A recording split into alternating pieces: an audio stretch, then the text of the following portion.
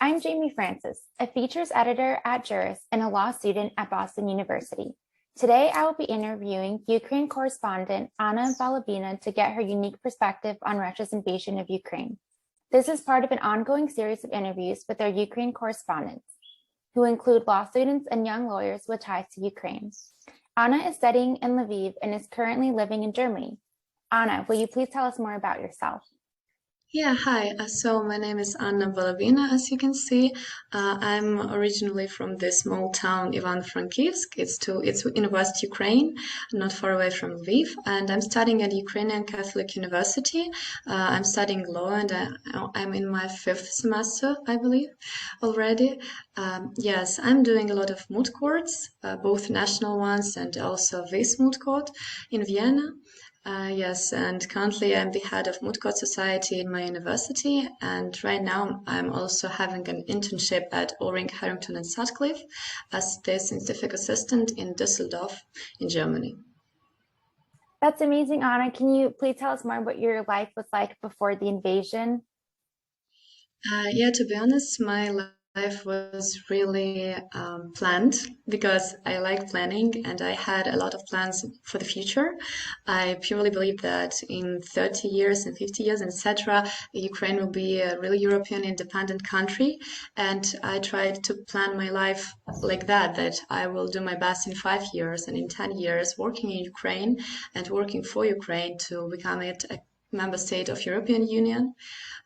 Yes, and I had a lot of internship. I tried a lot in Ukrainian law, but it was before the war came because after that, all the plans, they are just destroyed, and it's completely impossible right now for me to think further than 1 month.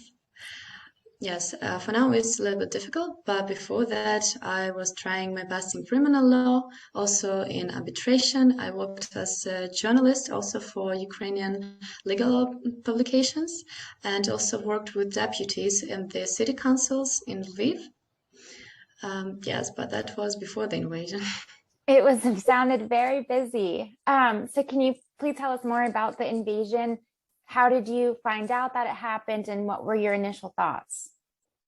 Yes, to be honest, in general, before invasion, I believe it was 2 months already, all the news were talking about the fact that it's going to be a war.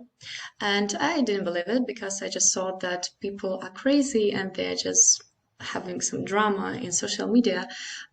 Yes, but when I believe 10 days before the war started, we were planning with our moot court team to go to the pre-moot in Belgrade, and we were trying to find a sponsor for this. So we called to some Ukrainian law firms and also international law firms in Kyiv, in the capital of Ukraine.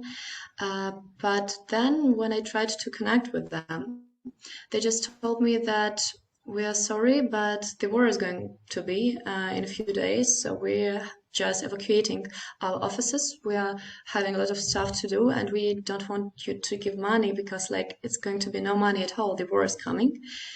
And in that moment, I understand that, okay, if even law firms are behaving like that, maybe it's really going to be something.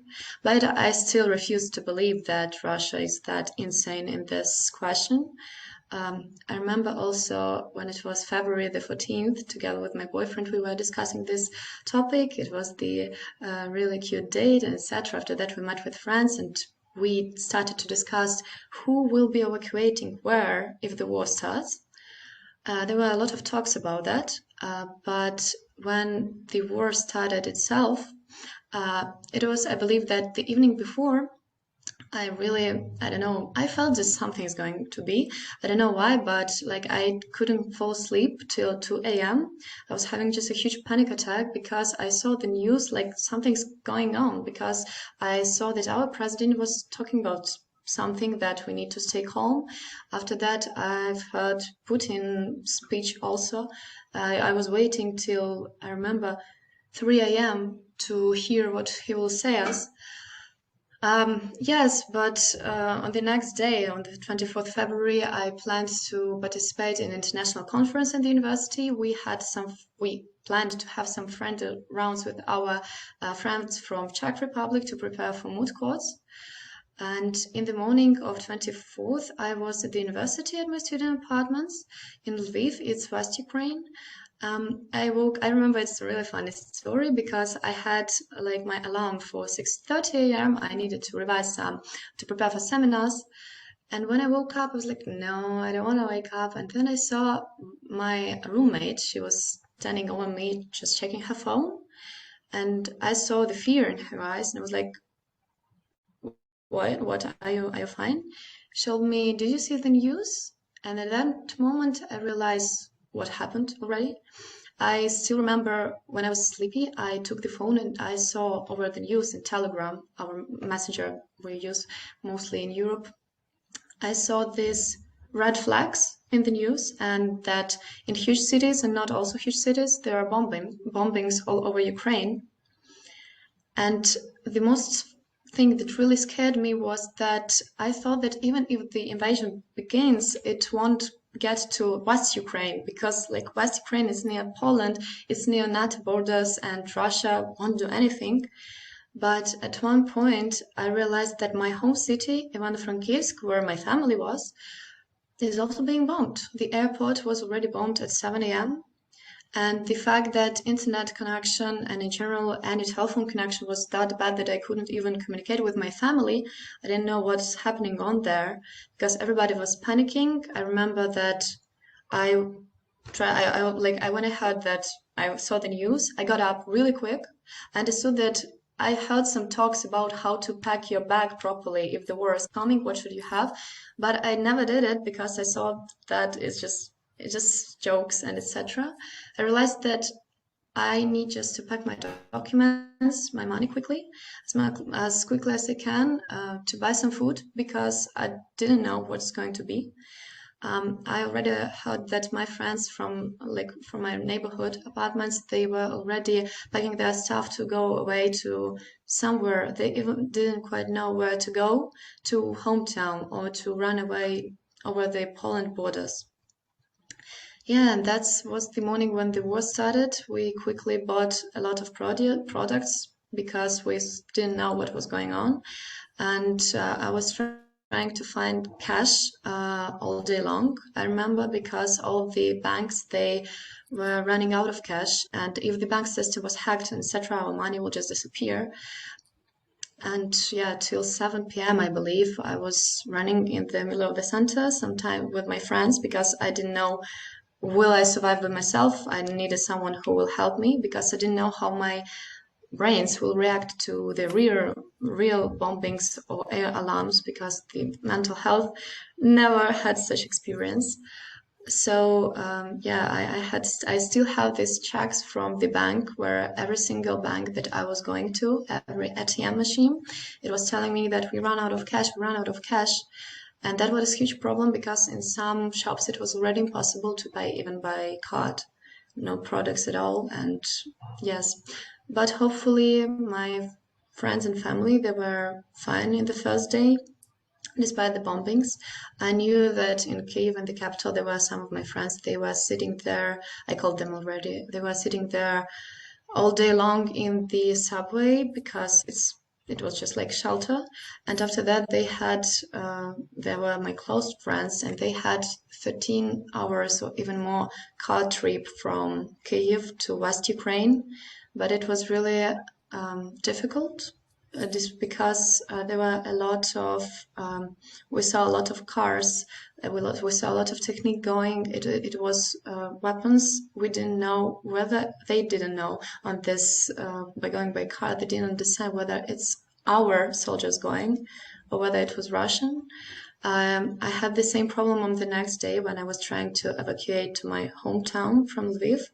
It's not a long distance, but when the war is going on, all the subway stations, all train stations, everything is just being crowded with people. Everybody's panicking. Everybody's trying to survive. Altogether, the trains were not coming on this certain time that they should have come. And we also had this commanded hour, I believe, that after 10 p.m., nobody should be in the streets. And the trains were delayed because of that. And the only way I could evacuate because the country was already running out of general gas because the cars they didn't have with what to drive at all. The only thing that helped me it was my good friend. Her father was evacuating her to the Poland borders, and after that he was coming through our city through Lviv. So me together with three other people who could fit into the car, we were coming to my hometown. It was quite scary because at one point I realized that we were going in the middle of the road, and we were surrounded by the technique, which was not civilian cars. It was war technique already, and it was quite scary because you never know whether it's your Ukrainians or it's Russian from they're coming from Belarus or what's going on. And it was also scary because I realized at one point that who knows whether the rocket will fly here, because if Russians will see that here is Ukrainian technique in the middle of the road, they will just throw the bomb there. It was also quite scary, but when your brain is in such hurry, you do not quite operate like you're in huge stress. You do not feel all the emotions. You're just doing everything like naturally. You do not cry. You do not think a lot. You just do everything like that you need to do to survive. That's why I didn't. It was scary. But I was not feeling the fear. I just felt that I just need to survive and I need to think properly. I need to think clearly. And yeah, it was scary, but by that I evacuated to my hometown. That was my first 2 days of war. Wow. So can you tell us more how your life has changed since then? And are you able to feel more emotions now, or do you still feel like you're in that survivor mode?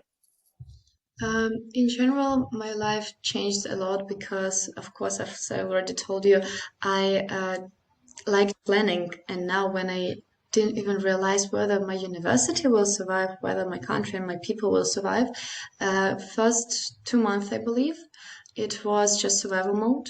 We vacated with the family on the 5th of March abroad because the, excuse me, the the air alarms were coming more often and often. And my mother, she had a car crash a few years ago, so she had a broken back. It was a little bit difficult for her physically to go to the shelter all the time, and it was mentally just unreal to sit all day long and just reading the news because you didn't know what else to do. I tried to volunteer online.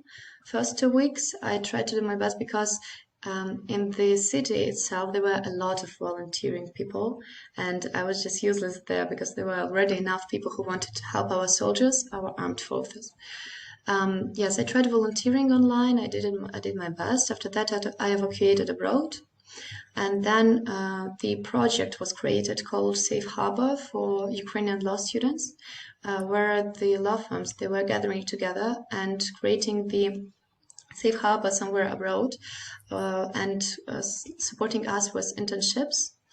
And then I went to Düsseldorf together with my brother and mother, and currently I'm here. For now, I'm not in the survival mode, but still I have a lot of mental breakdowns because every single day you believe that, okay, I saw that it's already been no air alarms, no bombings for a week in West Ukraine. Wow, everything is going to be fine. We're going to win. And you believe in the first time that you're going to win as quickly as you can. But when it's going on already for the 4th month, you realize it will take much longer. But for now, unfortunately, the biggest problem we all have, I believe all Ukrainians, is that Russia decided that they are becoming terrorists and they are just bombing civilian objects that do not even have any connection with the war. For example, yesterday I was in the conference in Brussels and I had a really huge panic attack because Russians bombed the city mall where 1,000 of people were in the city where my grandmother lives.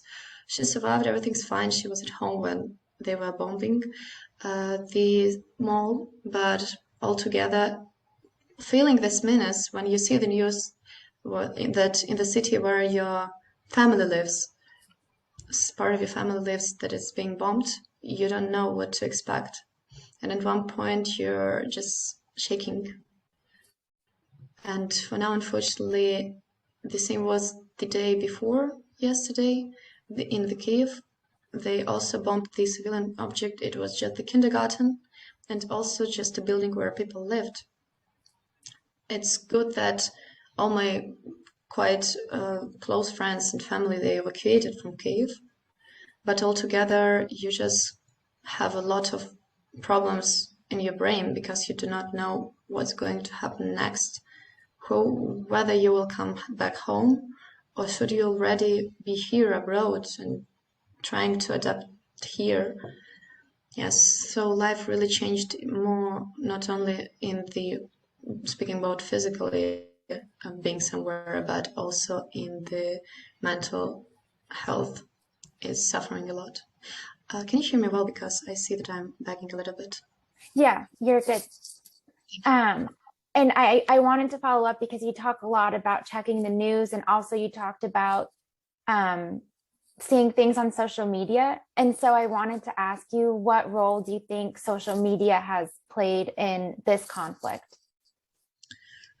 Social media really plays a crucial role because, first of all, people from Russia itself, they see what's going on. Before, of course, some social media were banned by Russia itself. People who are now, for example, using VPN, they can see what really are they doing, that they are not trying to give us freedom from Nazis, as they call that their government is literally doing a lot of war crimes. And for example, yesterday when the city mall was bombed, purposeful, the social media, the Twitter mostly, it exploded with the hashtags Russia is a terrorist state.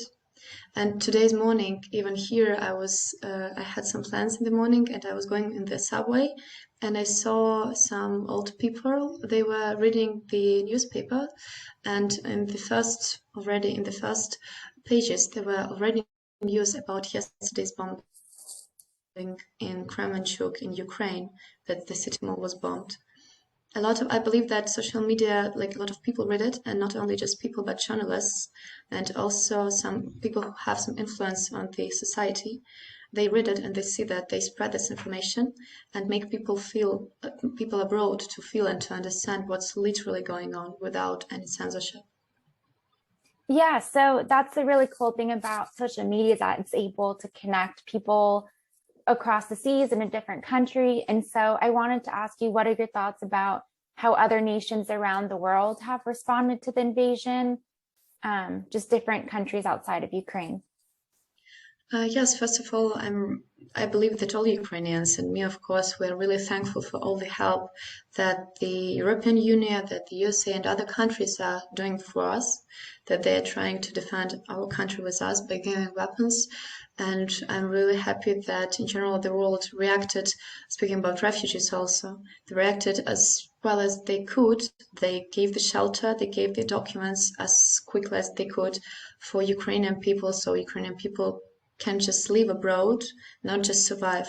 And also they give some social benefits, some social payments from the government. That's really good. Of course, in the beginning of the war, some nations maybe didn't quite fully understand what's happening. For example, as we all know, Estonia, Latvia, Lithuania, these countries, they were under the regime during the Soviet Union. They knew what Russia is, and they reacted, and also Poland, they reacted as emotionally more quickly than other nations because they knew how we might feel in this situation, again, fighting with Russia. And for now, as I know, of course, all the nations are really helping and doing their best. And I didn't expect that the whole world will react that sharp to that invasion. And I believe Russia also didn't expect that reaction because they thought that it might be just as it was in 2014 when they invaded in Donbas region in Ukraine. So how would you recommend individuals to respond effectively? Not that individuals are able to give money and weapons in the same way that governments are? In general, for individuals, I believe the best way is just to talk with people. And sometimes on this topic, I do it by myself. And of course, I'm currently in Germany, and we had some small fights, I believe, with some German people who were saying that, for example, what Russian people have to do with war, it's not them, it's only their government. They shouldn't have been banned from some international things, such as football, for example, and other competitions. Yes, but after discussing with them that they chose the government, Russian people did that. They supported the regime all these years because the regime cannot be built in one day. It took years to create a system which can operate properly and do whatever it wants. And by speaking with people on that topic, you make them sometimes realize more what's going on. And also, social media and some donations to Ukrainian funds or international funds to help the refugees, for example, is the best way the individuals can react to the war. Thank you for your advice. I wanted to leave off asking you, what are your hopes for the future of Ukraine? I truly believe that this war is going to be, Ukraine will win this war. Of course, it might take years. We don't know what Russia is planning, but we're trying our best, of course, and our people. I have a lot of even my friends who went to the armed forces in the first day of war to fight against Russians. And in general, in Ukraine itself, Ukrainians are believing, they're really hoping in the victory, and they're donating money as much as they can. And for example, I don't know whether you know the stories about Bayraktar that a few days ago, and this, I believe, yes, the one fund of Ukraine, they decided to buy this war technique basically from Turkey, and they wanted to buy 3 of Bayraktars for war purposes, of course, and they opened the huge donation fund for that. And only in a few days, I believe it was 3 days, Ukrainian people and Ukrainian organizations altogether, they donated more than 600 million hryvnias. I'm not sure whether I will calculate properly, but it's more than 15 millions of dollars only in 3 days. And people in Ukraine are staying connected together. And that's the best thing, because everybody knows that we're going to win, and also other countries are supporting us. So there is no other way of the ending this war. And you told me that today was a special day. Yeah, today is the day of Ukrainian Constitution. So I'm wearing the fancy dress. We have some national clothes, it's called vyshyvanka, but unfortunately it's a little bit impossible to buy something like that in Germany. So I'm just bought some things that they look a little bit the same that our national clothes look like. And I'm also wearing the flags. It's European Union flag and Ukrainian ones. And I'm showing the world that I'm supporting Ukraine, and I'm from Ukraine, and I am here for Ukraine. Thank you, Anna. Thank you for sharing with us.